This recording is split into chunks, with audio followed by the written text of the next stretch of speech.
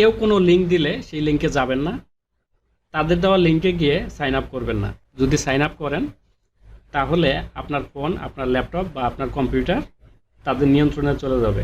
Hello viewers, আমি মাইদুল ইসলাম। আজকে একটা বাটপারি নিয়ে আলোচনা করব।